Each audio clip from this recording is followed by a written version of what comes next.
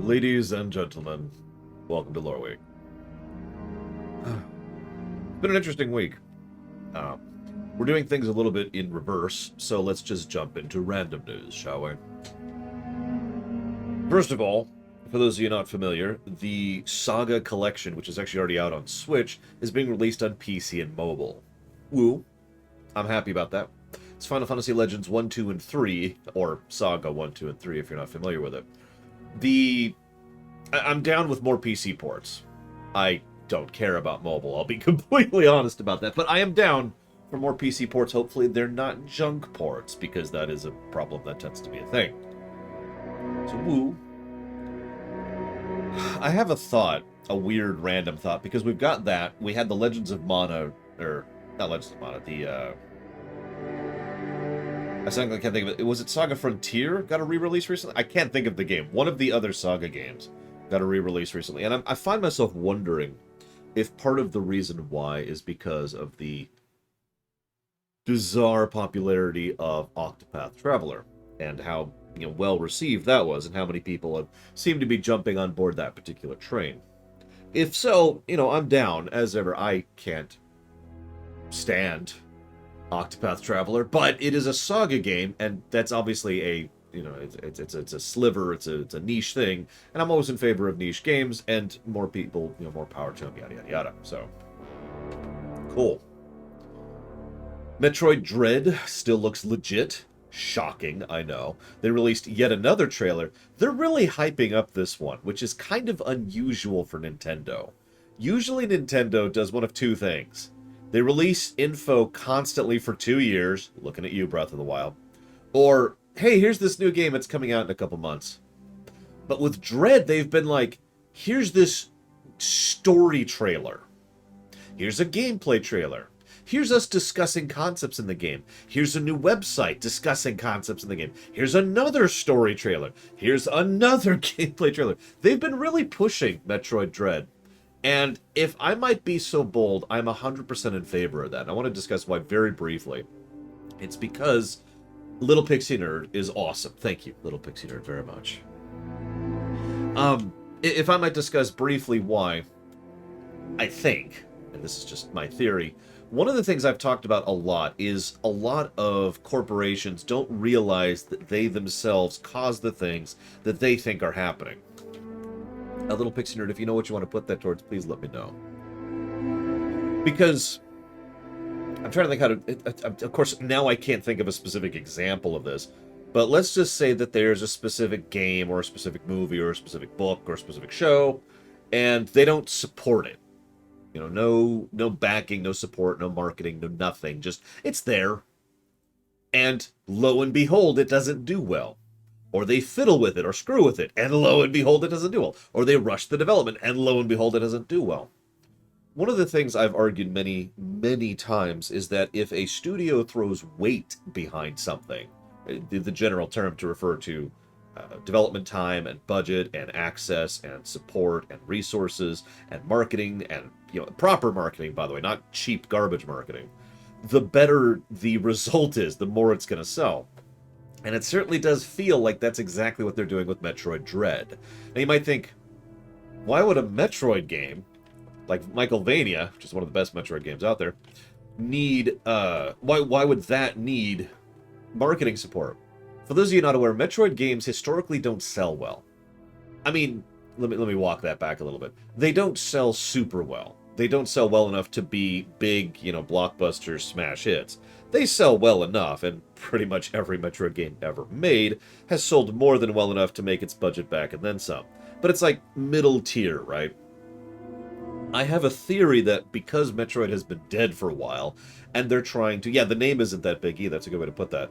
I have a theory that they're trying to push it specifically to shove Metroid up into the larger category alongside, Zelda and Mario, for example, which are always going to be smash hits. I don't know. And of course, the sales figures will speak for themselves once we get there. Although, I don't know about you all, but I've already pre-ordered it. Anyways, thank you, Michaelvania, very much. I have put that towards Legend of Gaia. And I've got Little Pixie Nerds for Dealer's Choice, which... I don't know what that is right now, but we'll figure it out. So that's going on. Metroid Dread, new trailer. Woo, looks awesome.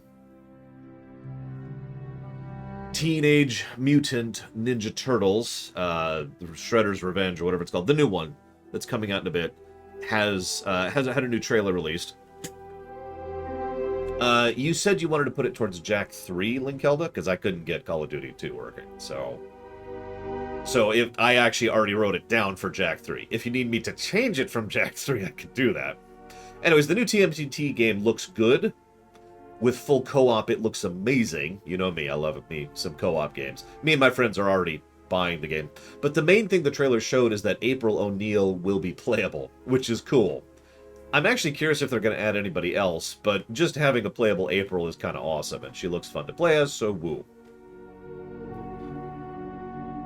Saints Row is getting a reboot. Before I go any further, I need to talk about World of Talkcraft. No, that did get a smile out of me, Mr. Red. I don't...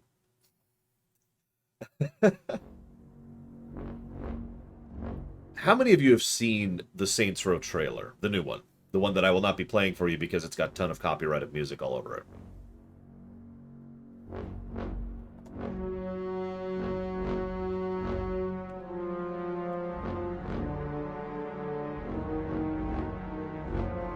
I'm just kind of curious because of something I'm about to say. Hello, Dr. Winter. Thank you very much. As always. Yeah, I was going to say, isn't she a ninja in the 2000 series, I want to say? Like, she's just straight up a ninja?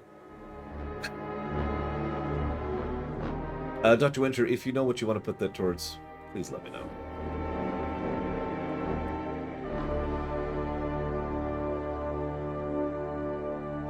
Was it 2003?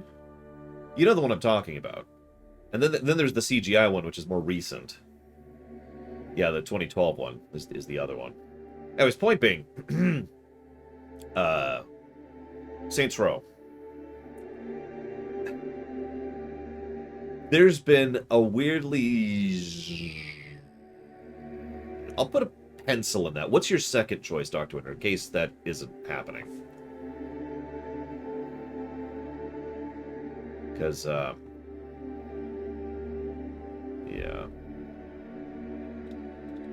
One second.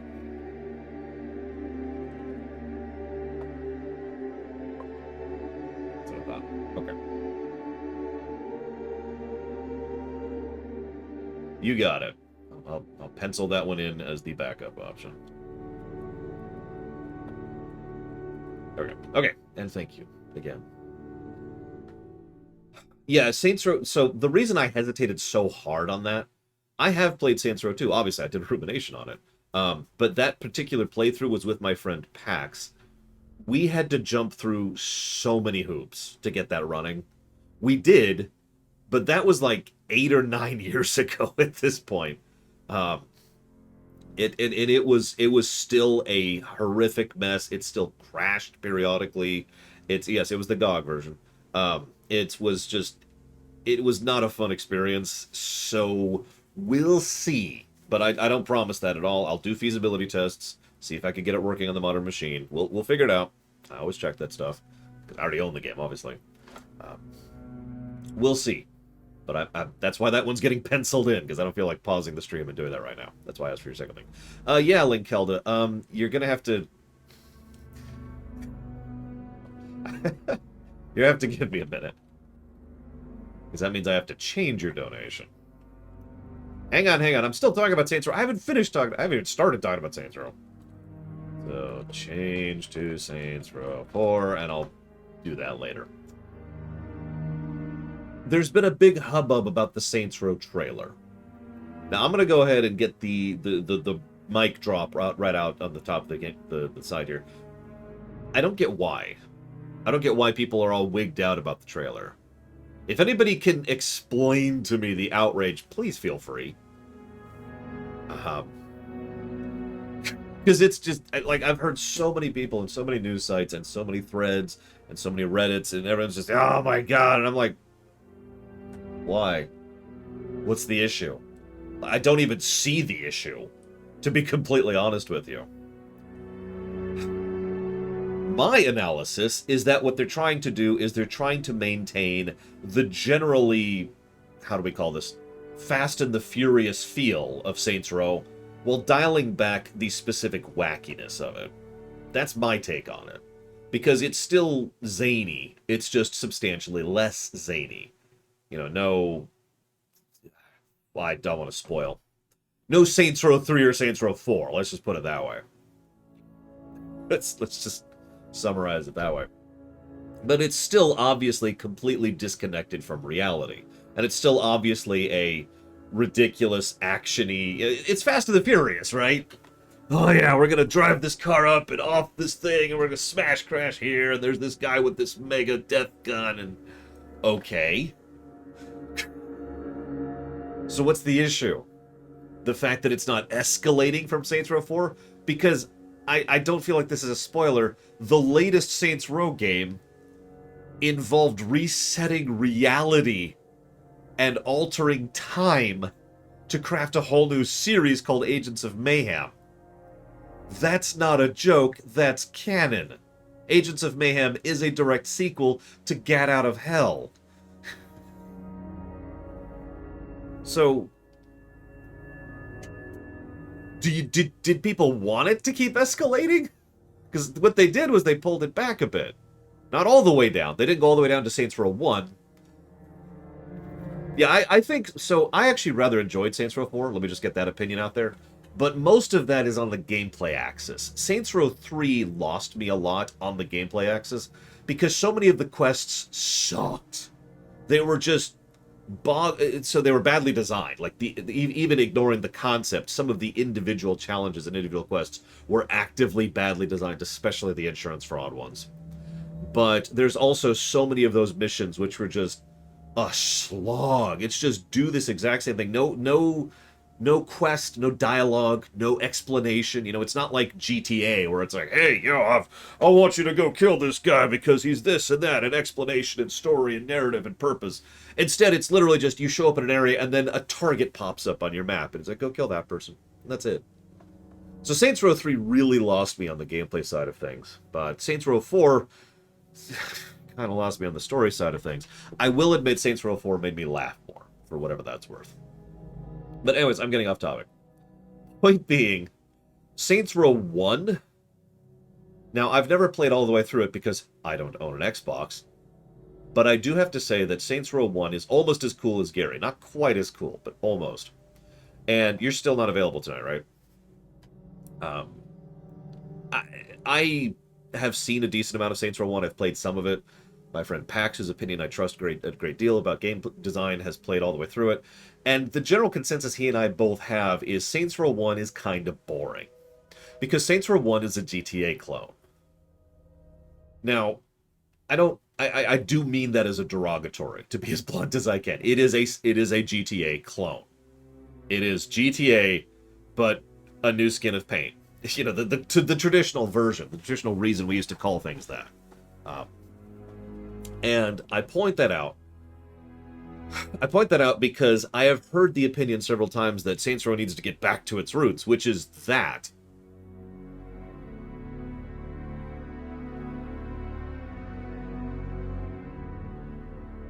Now, 2 had its own identity. 2 was also pretty dark. I will admit, 2 got real dark. And then it got zany. And then it got dark. And then it got zany again. I would agree that Saints Row didn't actually find its identity until 3. Because Saints Row 2, if we're being honest, was still a GTA clone. It was just much less of one, right? The GTAs themselves kind of started going the same route. Zany, dark. Zany, dark, right? I mean, look at GTA 4, for God's sakes. Just fresh on my mind because of the video I've been slowly... I'm only up to like 36 minutes through. I swear I'll finish watching it at some point, Love Alex. But GTA 4, you know, hey, dark, depressing, oh god, life is meaningless. But also, here's this wacky dude over here on the side, and here's this guy who's like a drug dealer, but he's totally zany, and it still had that kind of vibe to it. It wasn't until 3 that it really started to codify itself as being completely separate from from the GTA verse. It started really diverging into its own thing. My opinion. That being stated, I don't know where they're going with the new one. We didn't even see any gameplay, which as always irritates the hell out of me. We just saw a cinematic. Now, the cinematic at least established tone, so it wasn't a completely vacuous cinematic. But it was, it was a cinematic that was like, hey, and then there's going to be this thing, and we're totally cool, but oh, God. And Fast and the Furious. And I'm just going to go ahead and be real here for 1 second. The idea of playing a Fast and the Furious game sounds kind of awesome to me. For the same reason I enjoy those films. Now you're probably thinking, well, why not just do a Fast and the Furious game? And the answer is obvious. Money and licensing. We could talk about the whole loop of how licensing games work and why licensing games tend to suck. But the summary is they have extra expectations and extra costs that tend to make the game worse. That's the summary version, right? Doesn't always apply. There's plenty of licensed games that are awesome. But that's the norm. So let's just make a Saints Row game that's a Fast and the Furious game, and there we go. Yeah, and thank you for making my point, Blue of Alex. Because you're right, I actually forgot about that until you mentioned it. We did have a Fast and the Furious game, and it wasn't particularly good. Point made. So, tentatively positive. And that's why I had that whole preface, is because apparently the entire internet is like, oh, this is terrible. And I'm like, but I want to play this. This looks kind of cool. Whatever. No judgment. What else? We had, so speaking of not having gameplay, I thought Gamescom was supposed to be like, whatever. So we've announced, we've known for a long time that Firaxis, specifically the dev team that worked on the recent XCOM games, was working on a Marvel XCOM. We have the game, they showed a cinematic trailer, which was called Midnight Suns. The cinematic trailer showed nothing because it's a cinematic trailer. I know. Oh. That being said, there were interviews. I've actually read those interviews. Apparently this coming week, there's actually going to be a gameplay trailer and gameplay release for Midnight Suns, and they did discuss the actual gameplay for Midnight Suns, and it sounds awesome. I'm not going to summarize it for you. I'll wait until the actual trailer's out so I can actually watch it myself and verify that they're not lying to us. But it does sound kind of cool. It does sound legit. It does sound not very XCOM-y, but I think that's in a good way. I mean, it's a turn-based, grid-based tactical RPG, but it's not XCOM. The core format, the core formula, the idea of the action economy and what you can do when and where. The very concept of a mischance is being ejected entirely. Little changes like that are changing the formula enough that I think it'll be its own thing. It sounds pretty cool. We got release dates for a whole bunch of games. So Dying Light 2 is coming out December 8th. I mean, I'm kind of hoping that's what this is, Blow Alex. Dying Light 2 is coming out December 8th. Halo Infinite is coming out December 8th. Forza Horizon 5 is coming out November 9th. Horizon Forbidden West is coming out February 18th. And then, well, let's save that one for a second. Also, Call of Duty Vanguard, which I want to stress I have no interest in, but if you pay me to play it, I will, is coming out November 5th, right after the Battlefield 2042, which I absolutely will not play because it's multiplayer only. And that leaves us with the last announcement. That would be Elden Ring. So Elden Ring is being released January 22nd. They did show off and discuss a decent amount of Elden Ring, actually. It does look like a substantially different format from your typical Souls-like. So there's actually a straight-up overworld. Now, before you get into me, I know that, Dark Souls kind of has overworlds. I mean like a straight-up overworld, like the traditional style of there's the open world area, and then you go into the little side areas. They had a name, I forget what they called them. But then you go into dungeons. And that dungeon over here, that's your more traditional Dark Souls experience. That's where the loot is, that's where the bosses is, yada, yada, yada, right? So actual overworld, actual dungeons. They showed off a bit of the combat, which is very Souls-like. They are adding the parry system. Or no, I'm sorry, I'm saying that wrong. They're adding the parry concept from Sekiro. And I know they're adding like a guard break thing and something else. I forget what the other thing was, but it's stuff from Sekiro that they're pulling out into this. And I don't remember the rest of it. They talked about a bit of the narrative stuff, which I just walked away from because I don't want to hear it until I'm there. Because for those of you not aware, Elden Ring is already funded and has been for 2 years. It's actually one of our last games that was funded before we started charging per hour. So when that comes out in January, we're going to be playing it. It's going to be shoved into the queue because it's already funded. One moment. Thank you, Sean, very much. I will split that between God of War and Metroid Dread.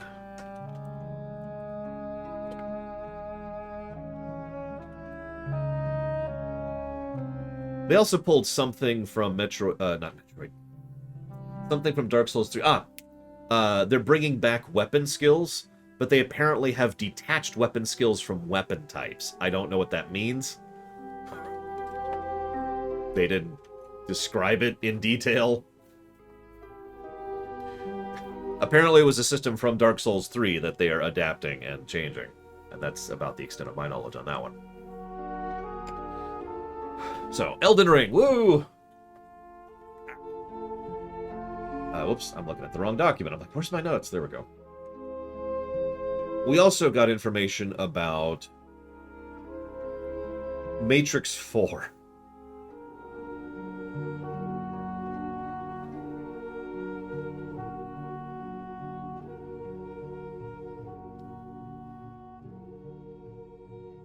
Okay, great, that works.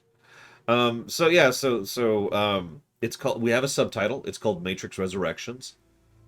Now, what's funny about this is there has been a full trailer, and we basically know everything in the trailer because there was no NDA on discussing the trailer. But for some reason, they decided not to show the trailer publicly, and as of this moment, it is still not available publicly. So, strange marketing stunts aside,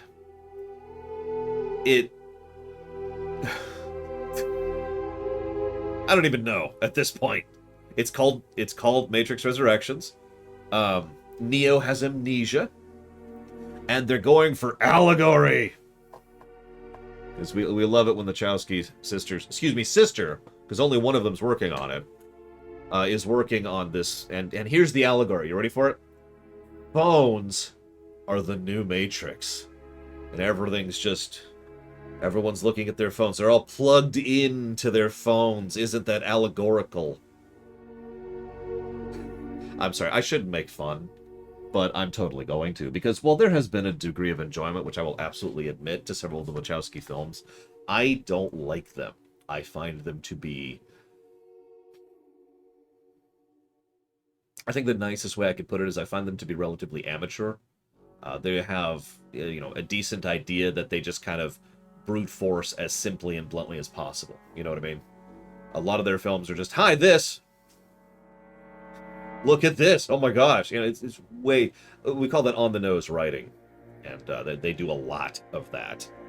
And you're probably thinking, what about Matrix 1? As I pointed out during the rumination, they didn't really write Matrix 1. They ripped off Matrix 1. So, they didn't make that one. They wrote Matrix 2 and 3. Oh no, I'm not going to veto it, Java. And as always, it will be up to you to whether or not I watch that.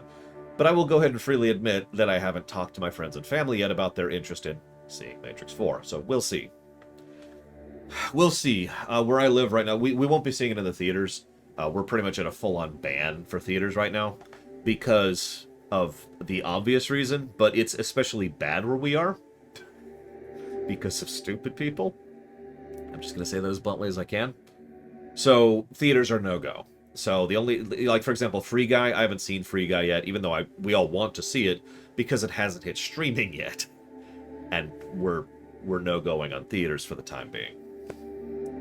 Not happening. Anyways, so, we'll see. So several people, expressed an interest in me listening to the FF4, 5, and 6 remaster soundtracks live for the first time on camera. One song from the FF4 Pixel Remaster has gone live, and I have not listened to it yet.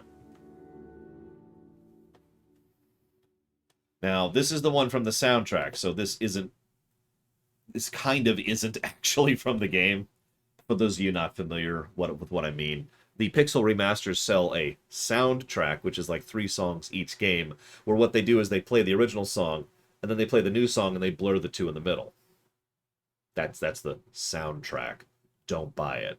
Anyways, so this is from that. This is the only thing we have so far, but I haven't listened to it yet. It's 1:36 long, so let me pull this up here.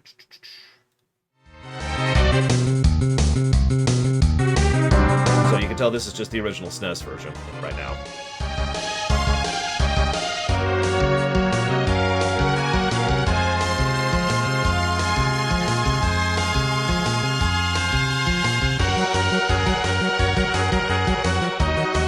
I mean, I love this song. It's one of my favorite boss songs ever. But I've heard this song before. Seriously, this boss song rocks.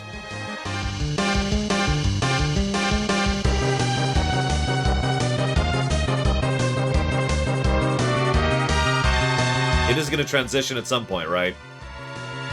There it goes. I can hear it now.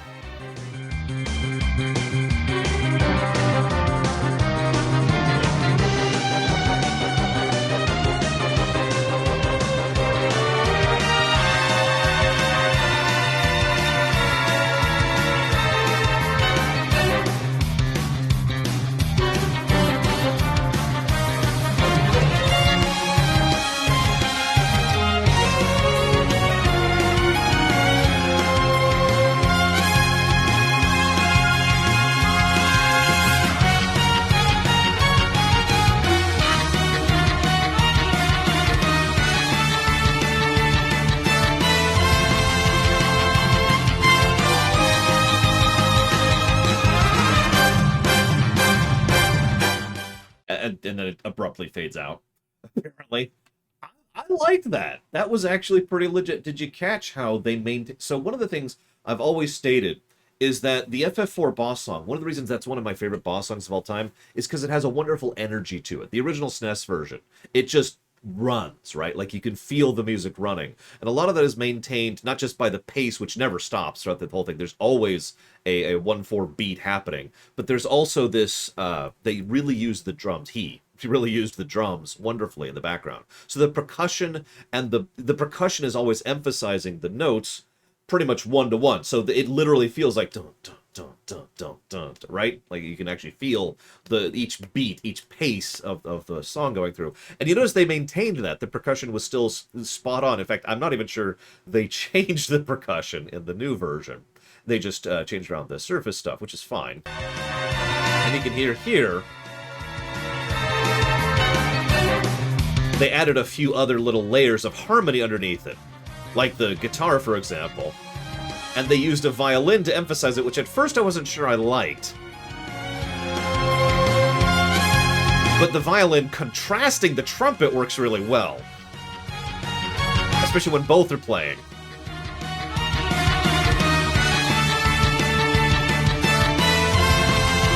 And you notice there's actually a second horn underneath there, too.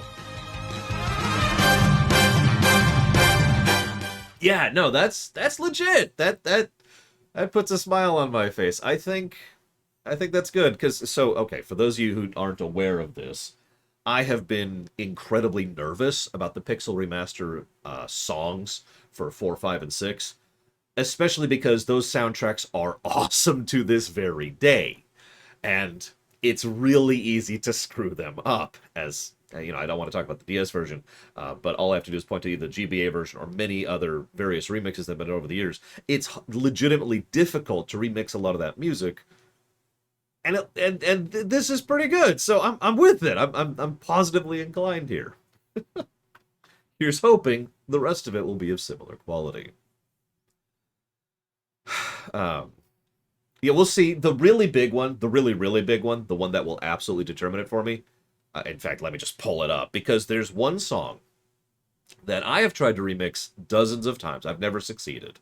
I'm just going to say that. None of my remixes have ever been good enough for this. And there's one song in FF4 that I have only ever heard one other person's remix that I liked. Ever. Official or unofficial. And that is this song.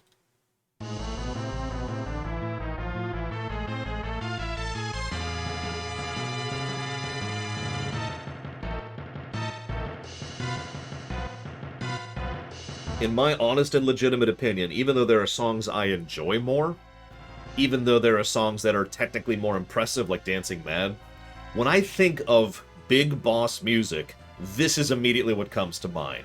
This is a fractal, musically speaking. Every single note and beat is perfectly balanced by another note and beat. And the harmony and melody constantly swapping between the strings and the horn section, and the way the two counterbalance each other. This thing, if this was a formula, it would equal out to 0 because it is so beautifully balanced. This is an incredibly constructed song. And, as I said, my opinion, I've only ever heard one remix ever that has ever managed to get this song right. And yeah, I agree, Bullfox. Getting this song right is not... It's not done, even historically. So this is the one I'm really wanting to hear. This is the one I really want to see what they do with it. If you have never played a Final Fantasy, me Poindexter, I will give you the advice I always give, which is play Final Fantasy IV on the PC version, the Steam version specifically. I believe that's also the phone version. That is the version that I think is the best way to get into FF, because that is the seminal FF. That is core Final Fantasy, if you want to know what the series is about. If you like that, then just branch out. But if you don't like that, you're probably not going to like the rest.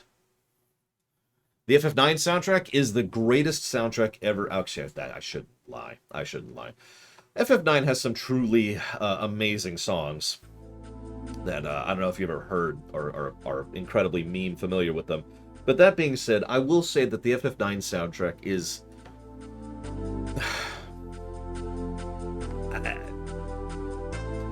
there are quite a few FF9 songs that I legitimately don't care for. There are a lot of FF9 songs that I just kind of... There are some FF9 songs I don't even have on the computer to play for you because I deleted them. Because they hurt my ears. That being said, though, FF9 has a pretty legit soundtrack. Of course it does. It's by Uematsu. I'm pretty sure all of his soundtracks, to some extent or another, are legit. So, anyways. Now, if you want to play... so, which versions of FF4, 5, and 6 should you play? You have one main choice right now for Final Fantasy IV that's easily available, legally available, yada yada yada, and that is the PC version I just mentioned. In a week, I think? About a week and a half, the Pixel Remaster of 4 will come out. We don't know many details about that, but that will be another option if you prefer the 2D version. Final Fantasy 5 and 6, as horrible as it sounds, I would actually say you should wait right now, because I wouldn't recommend any version of Final Fantasy 5 or 6 right now without adding a bunch of asterisks to it. Because every version, we talked about this during the review, every version of FF5 and 6 right now has a whole bunch of asterisks attached to it as to whether or not I recommend it. And I'm kind of hoping the Pixel Remaster removes those asterisks, and instead I could just say, buy that version.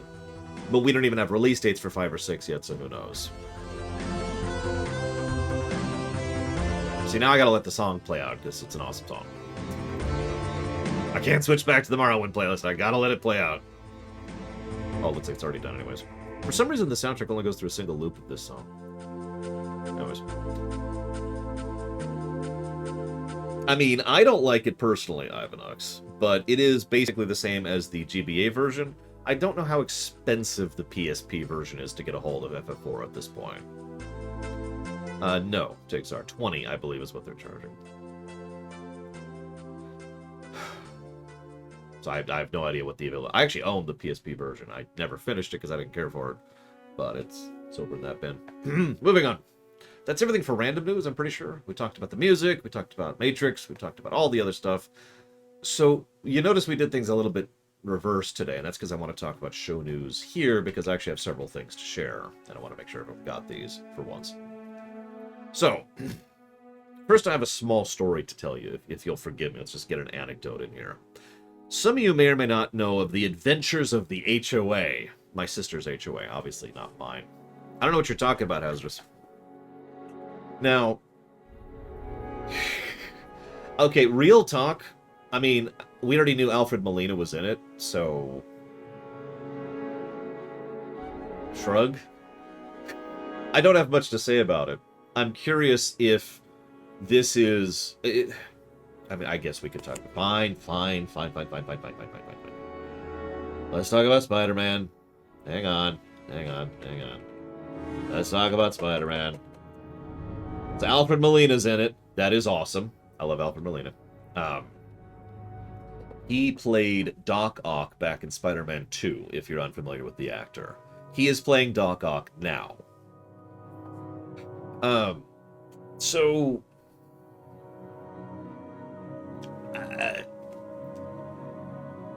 yes, he actually is playing Dr. Octopus in the latest Spider-Man film. Some of you may remember I had a rather spoilery discussion about the Loki show and Scarlet Widow. Because we had to talk about the Loki show in the Scarlet Widow movie, which I know sounds strange, but we did have to actually do that, because that's kind of how the MCU works. Actually, I don't, as it knows.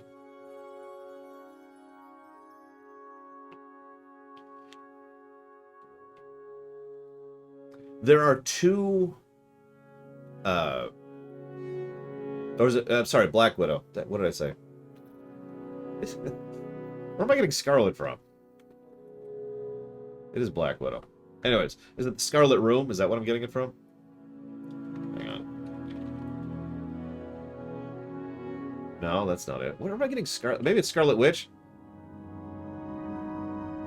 Maybe I'm getting it from Scarlet Witch. Whatever. Black Widow. Apparently I'm a moron. Now I gotta set up... I wasn't planning to talk about Spider-Man, so let me recenter my thoughts here for a second. There are two plot threads that the MCU has been building up ever since Endgame. One of them is the consequences of Endgame, right?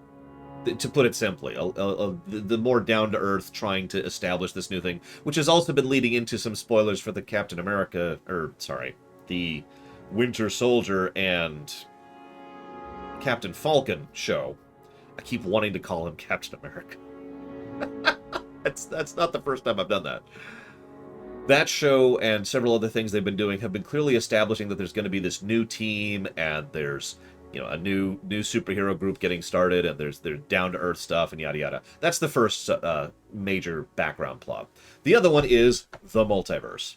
Now, we've known about the multiverse plot for a while because we've known the name of the Doctor Strange movie for 3 years at this point, I think.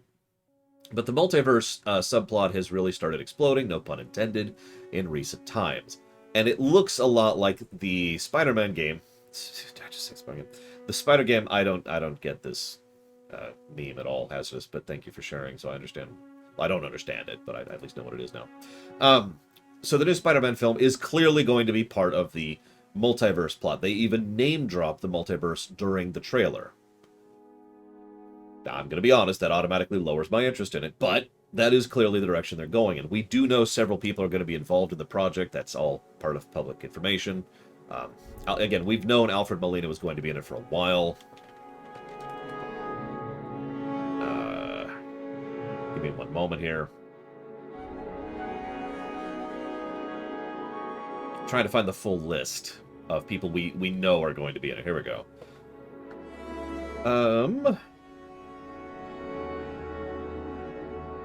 Jamie Foxx. I knew that was someone else. Jamie Foxx is going to be in it reprising Max Dillon, a.k.a. Electro, from Amazing Spider-Man 2. That's true, Mike Romano. I should just start drinking coffee. I mean, it doesn't matter that I don't like coffee. I should just start drinking it because that way people will be less... But I don't like multiverse stuff. The end. It's not that hard to understand. Think of a story type that you don't enjoy. Then replace that with multiverse. Done. Thank you, Dean Bedeen, very much. I will definitely not tell Django, but the spreadsheet might. So, just so you know, the spreadsheet might oust you on that one.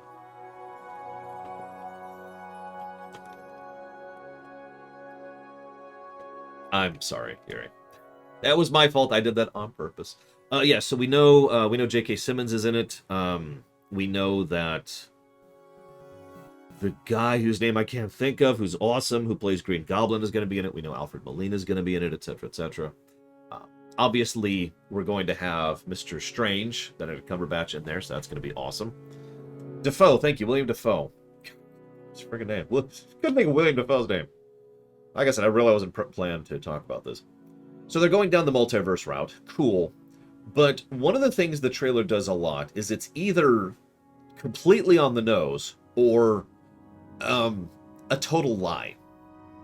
If you've actually seen the trailer, you could tell by the styling and the presentation of it, the way it's constructed, is either they're just straight up telling you the story of the film, or they're lying through their teeth. You know what I mean? Because it's entirely possible that they are lying through their teeth, and what we're seeing is a whole lot of trailer magic, right? Someone in chat earlier mentioned the idea that Doc Ock is actually speaking to Tobey Maguire rather than to Tom Holland, which would be a good example of that, because the way the scene is edited, it looks like he's specifically talking to Tom Holland, for example. Stuff like that, right? We don't know. We won't know until December 17th, which is when this film comes out. Hopefully it'll come out in streaming. It won't, because lawsuits. And yeah, they did it with an Infinity War. MCU does this a lot with regards to their trailers. So it's entirely possible this trailer is a whole lot of lies. For example, they did that a whole lot with the last Spider-Man film, just to use a direct parallel there. Real quick, thank you to Zara, as always. You know where you want that one to go. You know the drill. Yeah, they did that with Iron Man 3. Yeah, this is a fairly common trick. And I point that out because if they're lying, then the only thing we can say with certainty about it, and this is why I wasn't planning to talk about it, is that it's going to be multiverse. That's it. Now, we can speculate all day long, but that's about it. It's multiverse. It's part of the multiverse plotline. Now, that being stated, I'm not just shrugging because I'm not into coffee, but also because that makes a lot of sense. Not only have we already started the multiverse story arc, but we know it's going to be continuing. We know that the Doctor Strange film is going to be about the multiverse. And we already know that a certain spoilery character, who I'm still not comfortable name dropping right now, is going to be a major villain going forward. And he's got multiverse written all over him, right? So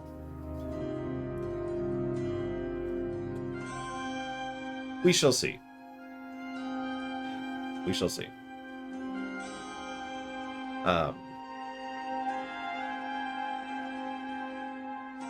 Correct, Venters.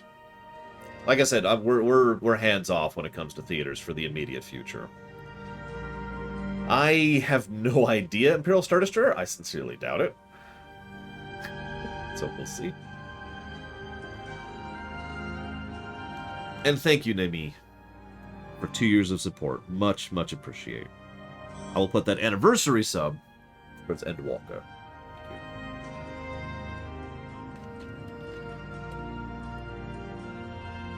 Which is coming up relatively soon, actually. Looking at my notes here, I don't see anything else really noteworthy with regards to the new film, other than the fact that it's coming out December 7th. They've been really tight-lipped about this one, which is interesting. Oh, no, there was one thing. I knew there was one other thing that I wanted to mention this. So this... Well, it's William Dafoe, actually. That was my thought. This film is the last one that was contracted for. So it is probable that this will be the last MCU Spider-Man film. Now, that being said, there's always the possibility that Disney can extend the contract, and they can buy the rights and make more MCU Spider-Man stuff if they want to. But all I'm saying is if you wanted to eject Spider-Man from the MCU, doing a multiverse story would be a good way to do that. Just pointing it out. Oh no! Parker's gone! Shh. Into the other dimensions. And that even leaves you a back door. If you ever want to bring them back. If you ever eat Sony, or you ever manage to get those rights from Sony, you can just bring them back. There you go. Done, right? So, that's my thoughts on that one.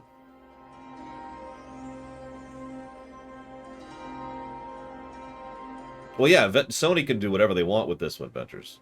But whether or not they will is certainly questionable, because rights are funny things. Because it's not like you have the rights to Spider-Man, because you might have the rights to a specific version of Spider-Man, or the rights to a specific actor playing a specific version of Spider-Man. And those can get divvied up a lot. So Sony may not be willing to pay Disney for Tom Holland to play that Spider-Man, for example. They might be willing to pay for Tobey Maguire because they have that right, but you get the idea. We will see, Dr. Winter. It is entirely dependent on how the negotiations go, and last I checked, those are still currently bogged down in a mountain of paperwork and nonsense. I like to picture, I know it doesn't work that way because I've been present at these kind of meetings, but I like to picture that there's just, like, I want you to mentally think of an office meeting, a meeting room, right? And there's 15 people in there, and they're all in suits and dresses and all in business attire, and there's papers flying everywhere, and people are throwing briefcases at each other, and one person's attacking the other with a pen, and one person tries to rip off the chalkboard, and they're just you know, they're all going nuts. They have a rage plague thing going on. I like to think that that's how these negotiations go, because it amuses me. Thank you very much, Slim Jim Reborn. As always, I'll put that towards the Zelda block. You got it.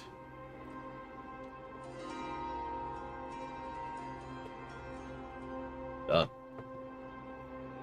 No, they're much more boring in real life. So,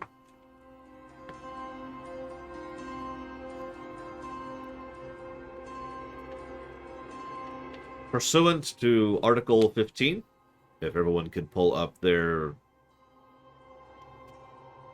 Section 5s. Does anyone have their Section 5s?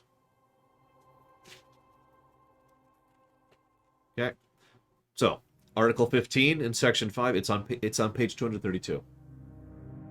232. Okay. Okay. Pursuant to this, I'm going to stop, but I think you get the idea. That's how those meetings actually go. Also, has anyone ever seen Whitest Kids You Know? It's a comedy sketch series.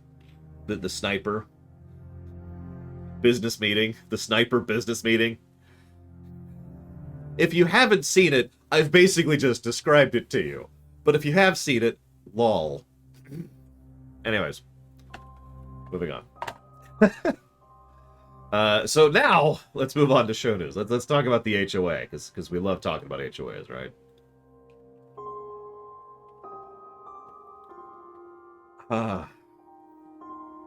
Okay. So, my sister has an HOA that is stupid. How stupid are they? So I've given you plenty of examples about how they restrict what kind of plants you can have and how you can't have a garden and yada, yada, yada. There's actually another story I haven't even told you. So they're doing a regrading of their backyard because their backyard is literally unstable. Like every time it rains, they literally lose backyard because of how the previous owners did it. It's awful. I'm not even going to go into details. But that's ready to go. Okay. So we just need to get the regrading. But in order to get something like that done, you have to get HOA approval. Now, that should have been we want to go regrade our backyard. Okay, done. It should have taken 10 minutes and an email. Instead, what ended up happening, yes, Homeowners Association, for those of you not familiar with it, for those of you who don't have to deal with that garbage. Real quick, thank you, Eclectic, very, very much. Very appreciate. Thank you. I'll even take the donuts. Oh, no. That's going towards... Hang on, let me jot that down. So, they want to get this regrading done. How long do you think it took them to get the approval to get this regrading?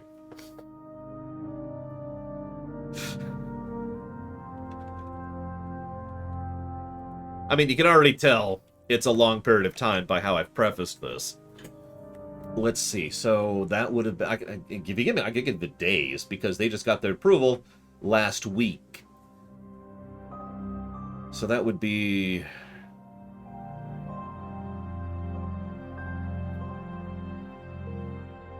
$5 months and about 2 weeks, give or take, to get that approval. Some of you may or may not remember that the original, I've been going over to my sister's every week to help with yard work.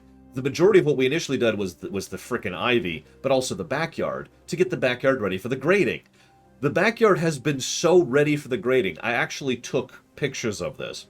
Because what we did is, so she's pulling in a bunch of dirt, and she's driving over in order to build it up a little bit and make it more level, right? Hence regrading. In order to reduce the amount of dirt there, all of the debris that we've pulled up from the old yard has been put into like a spot where they're going to build over it to reduce the amount of dirt there, right? Makes sense? More mass. I have a picture of all the crap from that backyard, bricks and broken trees and all that we've put in there. And I have a picture I took just a couple of weeks ago where you can't see any of that debris anymore because just general grass and weeds have overtaken it completely. So there's just this green mound there now. Hello, Colin Peluso. The awesome as ever. But you didn't say what you want to put the bit towards, so I'm going to have to remove the awesomeness for the time being. Unless you're okay with being bombarded with donuts. Thank you. Anyways, so the latest HOA thing. This, in my opinion, takes the cake. Maybe that's just me. Some of you may or may not be aware that Mother 3, you got it. Oh, I suppose I should answer your question. I didn't like the 2003 series at all. Like, Grievous was a badass, but that's the only positive thing I can say about it. I know I'm in the minority on that. I know most people love the 2003 series. I couldn't stand it. Lore Runner donuts are variable. They taste whatever you want them to taste like. What if you don't care about the HOA thing? Well, then they can fine you. And they can go to the city authority to have the cops show up if you continue to escalate, depending on the violation. So, anyways, the latest HOA thing. Some of you may or may not be aware that within the last about year and a half or so, it's become very common to set up your own solar panels on the rooftops of your house. And that basically just to lower your electric bill. It's not only something that's becoming more common, many states are actually subsidizing this. And if you don't know what that means, it means you get you pay less taxes, or you can get it for cheaper, or the government is helping to fund this happen, one way or another, depending on the state, right? The state I live in happens to be one of the states that is funding, that is subsidizing solar paneling. The HOA won't allow solar paneling on the roofs because it looks ugly, is the reason given.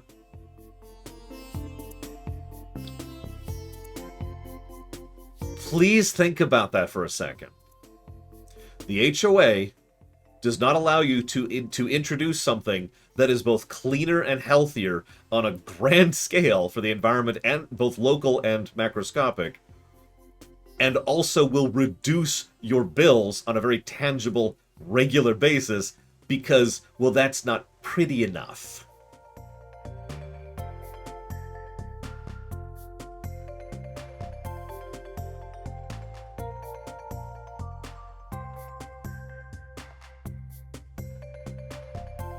And yeah, Emperor Valerian is quite correct. This has been causing certain issues in certain states, and it's actually a little less cut and dry than I'm making it sound.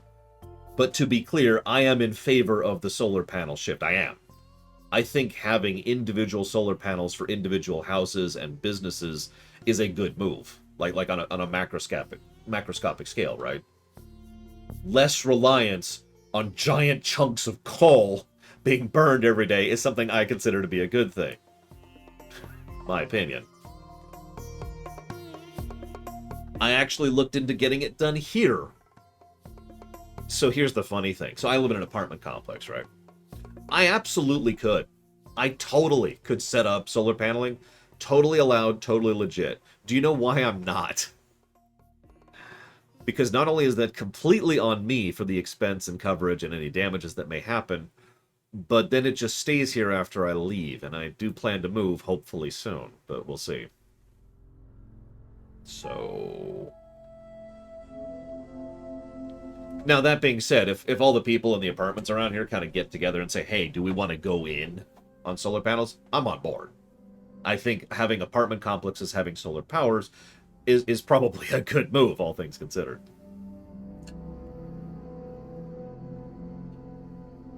Oh, I agree, Shadow Machine. It's such a shame.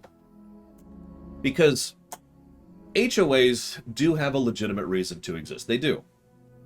If someone just piles up trash outside of their lawn, and just lets it sit there, that's a problem.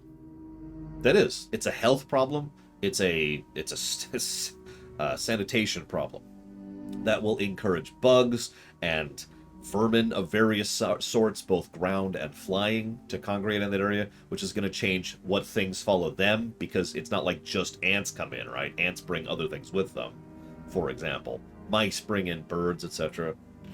That is going to raise the possibility of trying to stay away from that. It's going to stink, especially in the summer. That's just one example.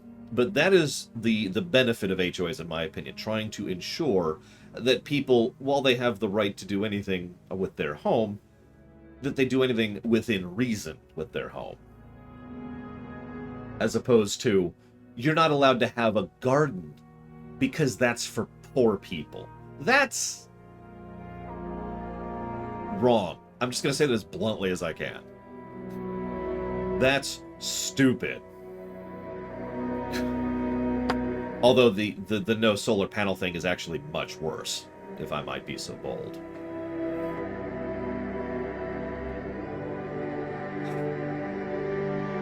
Anyways, the amusement part of this. Well, listen, only poor people grow their own food, Micromano. Hang on, let me really get my nose up in the air for this one. I can't do a snobby voice. I'm not good at it. By the way, you think I'm kidding, Javin? One of the first HOA stories I've told about my sister's HOA was that the months I spent preparing her side yard so she could have her own garden, which she's wanted for years and years, she can't have because the HOA is stupid. I'm still pissed about that.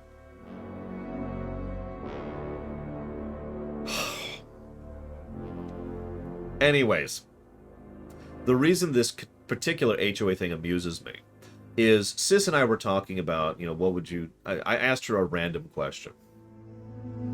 What would you paint your house if you wanted to?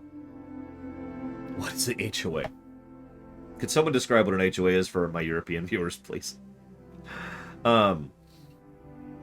So, I was asking my sis if you had a blank check, if you could just... If this was The Sims 3 and you could just change the color of your house, what would you change it to? And her immediate reaction was, well, the only colors that are allowed are brown and white. That's a real rule. Yes, it's stupid. And I just started laughing about how stupid that is. And she's like, well, now hang on. And so she had this big discussion about how HOAs can be a good thing. Because, and admittedly this gets into some complex territory, but the bottom line is, let's say for a moment that Shadow Machine decides to paint his house bright green and like neon yellow, okay? Now, here in the States, sure, but what that will do is lower the property values in a radius around you. Now, what that means is Shadow Machine's neighbor, Emperor Valerian there, will be, the value of his house will go down through no fault of his own. Because Shadow Machine has lowered the value of his house, right? This is one of the more positive concepts of HOA, although if we're being honest, this is a band-aid over the greater problem that is the real estate industry, but don't get me off on the real estate industry. I can absolutely smash that industry all day long, because it's dumb and stupid and needs a total overhaul. So she has this whole discussion defending the concept of HOAs. Then, a few minutes pass, and, her father-in-law is by, and he's helping fix some of the electrical stuff while she and I are working on the wall. And he mentions, I'm surprised you haven't put up, he's mentioned to her, I'm surprised you haven't taken advantage of that solar power thing that I just told you about, how they're subsidizing it in the state. Which she then said, oh yeah, the HOA doesn't allow solar paneling. That amused me so much. I mean, it's horrible. But the timing of that, the timing of those two bits of information side by side was so much. I had to stop working for like a minute because I couldn't lift bricks while I was laughing that hard. It's still ridiculous.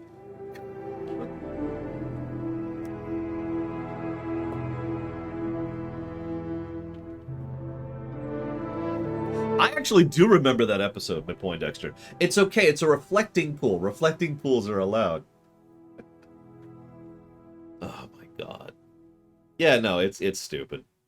Which is why, when I totally win the lottery or take over the world, we're going to fix that problem.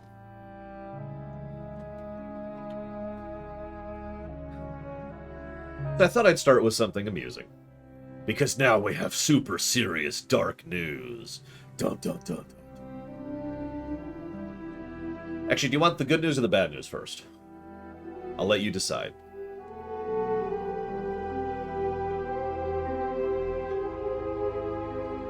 Hi, Dominio.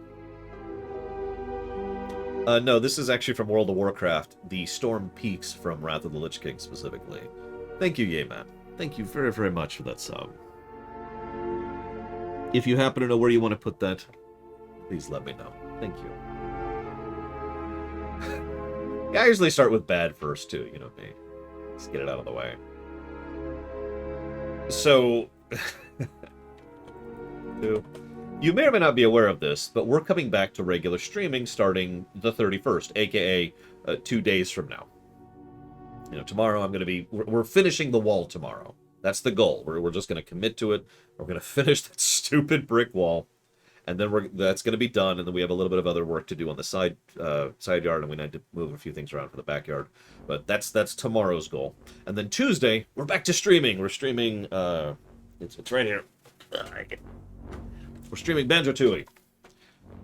I hope I like this game. I really do.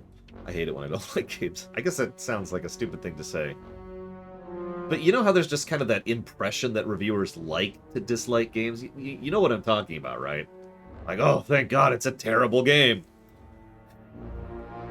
I am not like that. I do not enjoy ripping through games.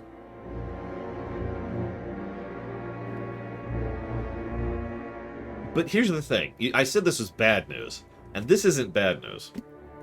So we're going to be streaming the 31st to the 4th, and then there'll be a caveat. And then we'll have Loreweek on the 5th, and then we won't be streaming for a week.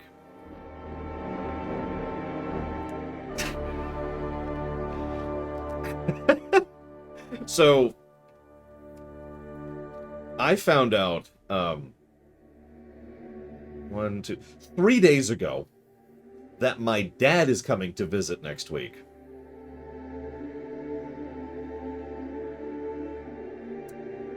Thanks for the warning, Dad. Appreciate it. And yes, it's...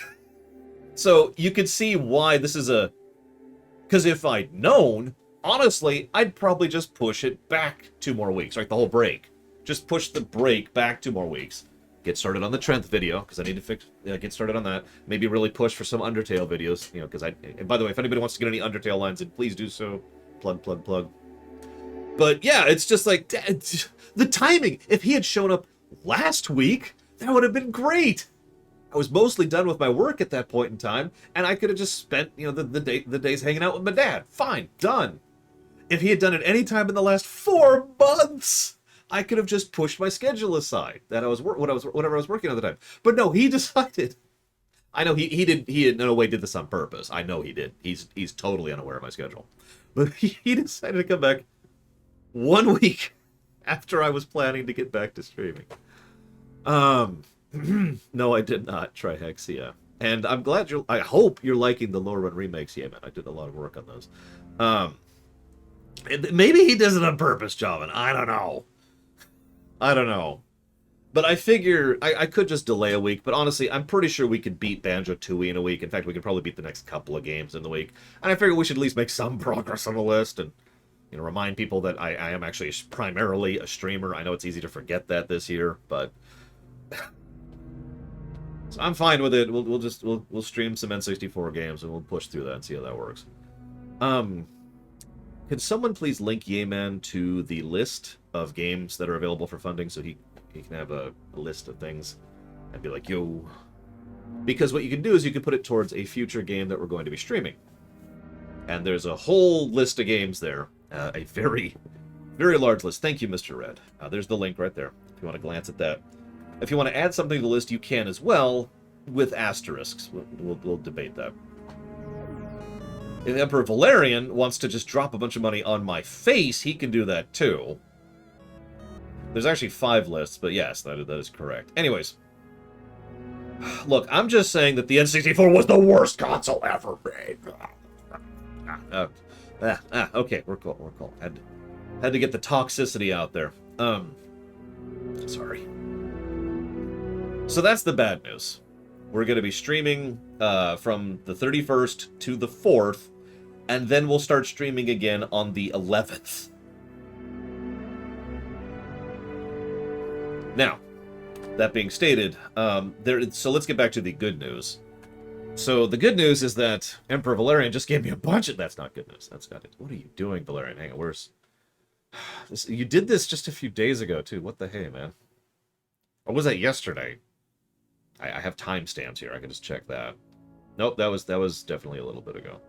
That was last Loreweek, it looks like. It was last Loreweek. Valerian, what are you doing, dude? Thank you, Emperor Valerian. Emperor Valerian. Let me stutter over your name here. Thank you, Emperor Valerian.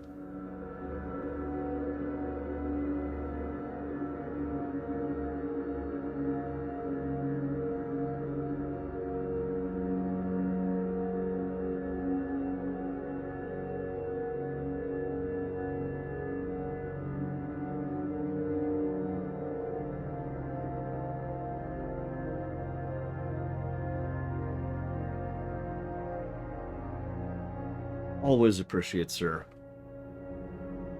Thank you so much. And I will put that towards Endwalker. I mean, there are plenty of N64 games which are perfectly good.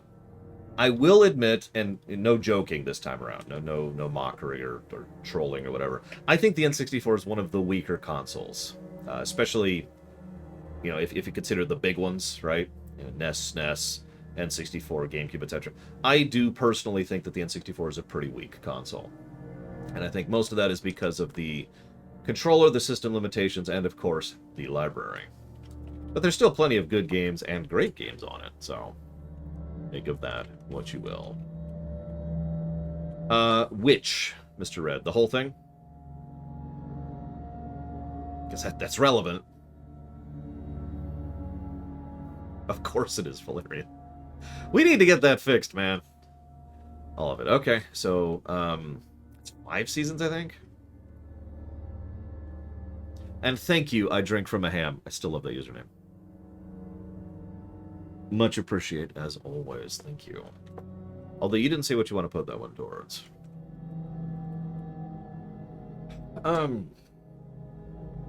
So, words.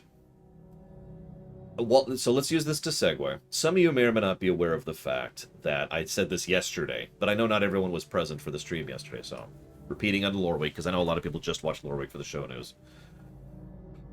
Some of you may or may not be aware that I have had a deviated septum or sputum or whatever you actually call that for my life. Like I was born with it. Mark of the Ninja. I don't even know what Mark of the Ninja is. Let's look that up. What is that?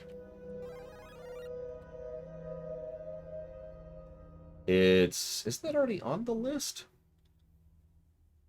Hang on. There it is, Mark of the Ninja. Yeah, it's already on the list. I can absolutely put that towards Mark of the Ninja. The list is up to date as of this morning, by the way. Doom Rider is gifting 2 here. Hang on. Gotta catch up now. I'll finish talking about news in a second. I have no idea, Eclectic. You have to give me a minute. That's going towards Suikoden 1, just to make sure, Doom Rider. Because I think we have 3 Suikoden games in the list right now. I just gotta wait a moment for him to respond to me. I didn't care for Smash on the N64, but I mean, of course I did. Suikoden 1, you got it. Done. Thank you. As always. Yeah, I'm pretty sure I will like Banjo-Tooie better. I had someone, I'm going to talk about this Tuesday. I'll save it for Tuesday. We have 4, apparently. I didn't know Tactics made the list. The War and Peace list. Right, I have to answer an eclectic question. Before I talk about health and surgery, let's talk about Psychonauts. So Psychonauts is not very funded. Let's just go ahead and say that. So if you, eclectic, which would not change the number amount,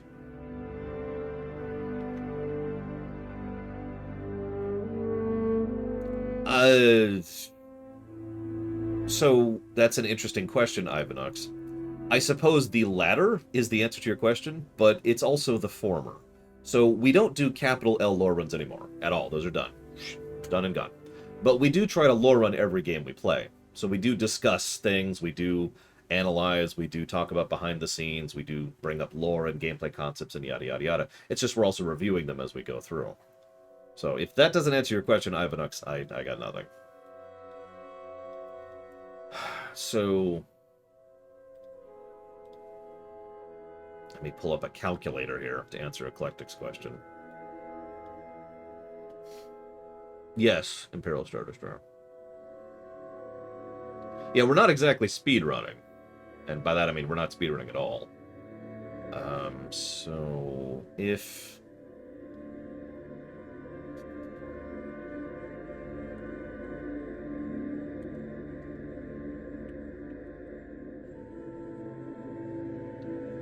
Yeah, so that would be a lot of money, Eclectic. I'm not even going to give you the amount, because I don't want to tempt you.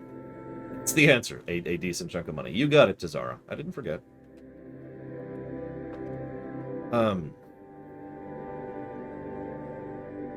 Words. Health. So I already mentioned this yesterday, but I'm going to give the full story right now, because I wasn't even planning to mention it yesterday. It just kind of came up. I was born with a deviated septum. And that means, for those of you not familiar with it, it means I can't breathe through my nose properly. About 50% of the time, I can't breathe through my nose at all. Neither nostril. Like right now is a good example of that. About 25% of the time, I can breathe through only one nostril, one way or the other. About 20% of the time, I can actually barely breathe through both nostrils, so it's not enough air at all. It's like a really constricted thing. And 5% of the time, I can breathe normally through my nose.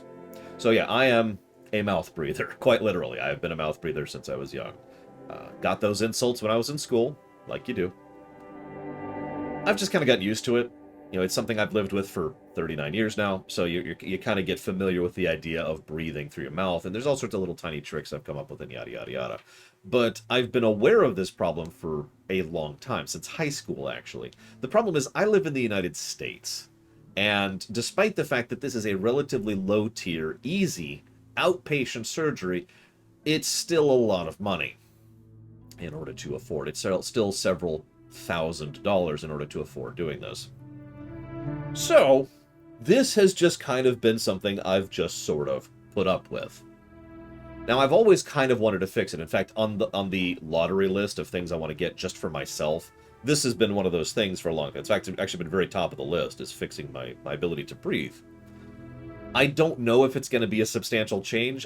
So my father-in-law, actually, I was talking to him literally yesterday at my niece's party, and he and I were discussing this. He actually got the same surgery some years ago, and he said it was night and day. He said it was just a complete life change, and he had to adapt and fix how he slept and everything, because he had done so much to get used to breathing just through your mouth, right? Like, you do it automatically after a while. You don't even think about it. But last Monday, I was lifting and carrying several very heavy logs for my sister to get prepped for the aforementioned grading. Yeah, remember when you first put on your glasses? I do actually remember that. I remember seeing leaves. I can't even describe that. I remember seeing leaves on a tree and being blown away by that. No joke. Anywho, so I'm lifting these logs and I'm dying. I mean, yes, it's hot and yes, it's humid, but like I'm having severe issues. I don't know how to properly describe it. Imagine your entire chest is being constricted by like a boa constrictor. It's just wrapped right around your chest and just squeezing them together. And I can't get enough air, and I feel like I'm on fire. My whole Like I can almost see red. It's just terrible, right? And so I have to pause and stop, and I'm gasping for air there. By coincidence, my sister and I had been discussing the breathing thing, because we like to chat, because she can't do any physical work or labor right now because of health issues, but she keeps me company because she's a good sister. So she and I were chatting about the whole breathing thing. And in the middle of that, I had this weird thought. And so what I did was I reached up and I physically held my nostrils open like this and started breathing through my nose instead of my mouth. And the pain went away. The constriction went away. The limitation went away. All the red went away. And I was just fine. I cannot overemphasize how much of a night and day thing this was. It was a complete sea change of how I felt and how I was operating. And I was like, I think I'm going to finally look into this. Because I'm hesitant to plonk that much money down up front and in one big payment, because, I mean, I know I could do month-to-month payment, but I am hesitant to pay this kind of a thing at this amount of money. But holy crap, that was just such a night and day thing, right? Just, oh my god. So, on the 10th of September, which is next Friday, I believe, I will be going in for the consult. Yeah, exactly, to Koida. And the consultation will verify the exact type of surgery I need and make sure that I'm set and they know what they need to cut and how they need to cut it. And on the 10th, I will ideally get scheduled for the actual surgery. I don't know when the actual surgery will be. Of course, I will keep you in the loop because that'll affect the stream. I'm not 100% sure if I will be capable of streaming while I'm in recovery. Recovery should only take 1 week total. Like that's the high end. I should be fine within a few days. The first day I will not be streaming because I know that the day of the surgery I will not be doing fine. Blood will just be pouring out of my nose regularly, and I will have a thing here. Oh no, that's a fun question, Fife. But first, thank you, Polka Sweater, very much. Always appreciate, thank you. I'll put that towards BioShock 2. So, does insurance cover a deviated septum? So, by default, no. It is considered a cosmetic surgery. In fact, I will be going to a cosmetic surgeon to get this fixed. They will try to sell me on getting a rhinoplasty, I think, which is when you change the shape of your nose. I will tell them no. I just want to breathe, thank you. Now here's the thing. Hang on. There's a caveat, because there always is. You can, hypothetically, you do have a chance of getting insurance to cover it. All you have to do is go to an insurance-approved doctor, not your doctor, but an actual doctor who works for that insurance company, get yourself analyzed, and have that doctor put in written recommendation that this is something you need for medical reasons. So that is a chance to maybe get the insurance to cover it if you're willing to wait even longer and pay more money.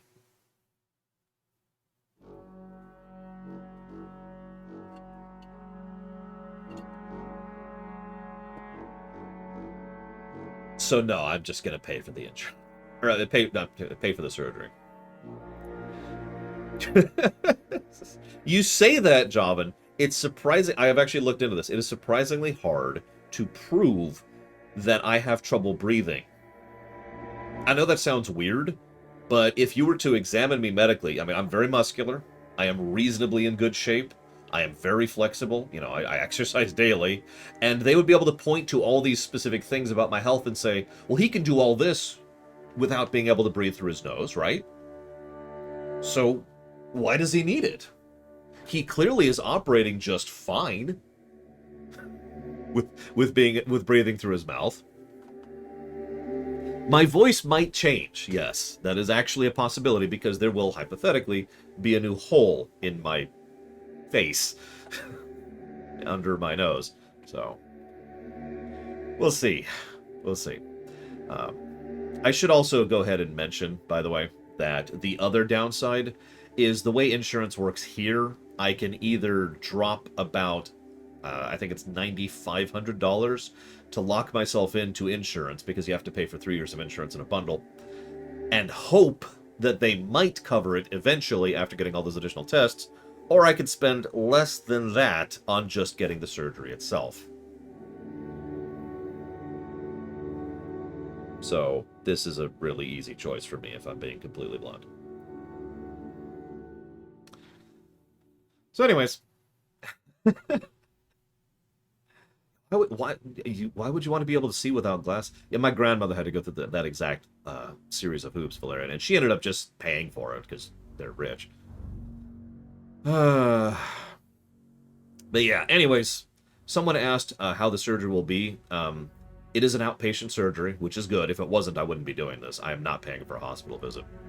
And the hope is that it will be just you go in, and then I wake up from the surgery, and they give me some tips and stuff, and I drive home. Like, I will be able to drive home from the surgery. It's a really low-tier surgery. That's kind of why it pisses me off that it's as expensive as it is. This should probably be a few $100 if I'm just being blunt. But whatever. So that's the real-life news. 10th is when I get the consult. Don't know if or when I will have the actual surgery. And obviously that's going to, affect streaming, which is the main reason I bring it up.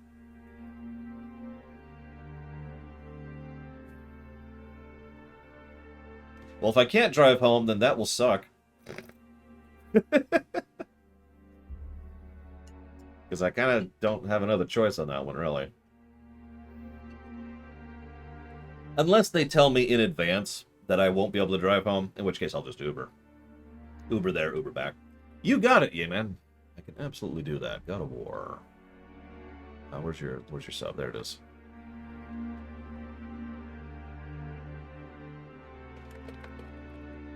Here we go.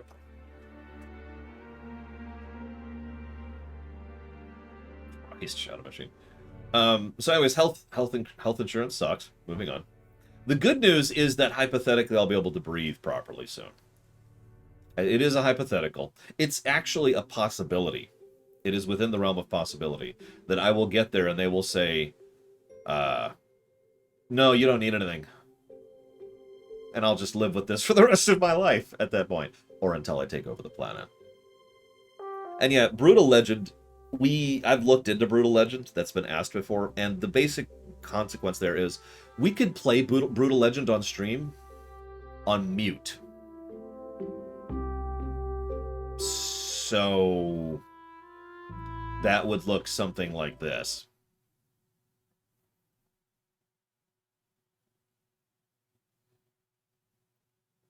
Oh, this is a really good song.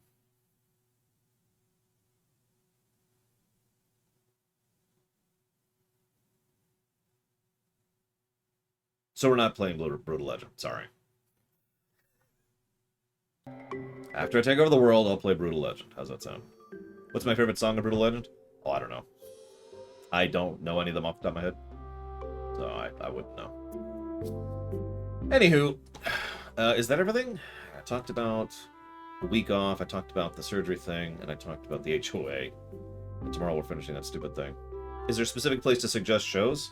Yeah, you have to donate. So the rule, apparently you didn't know this at Barrel Starter Sure. The way this works is we used to have a system where anyone could just suggest games or whatever for us to watch or play. And what happened was thousands, not an exaggeration, of suggestions were just thrown at me so fast that I was having trouble keeping up with them.